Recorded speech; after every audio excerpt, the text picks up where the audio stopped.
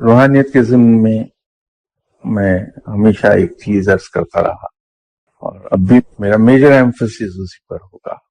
کہ ہم اپنے دلوں کو ہر طرح کی کینہ سے، بغض سے، حسد سے اور انتقام سے پاک رکھیں۔ اور اس کا سب سے آسان طریقہ یہ ہے کہ ہم اس چیز کی مشق کریں، کسی شخص سے بھی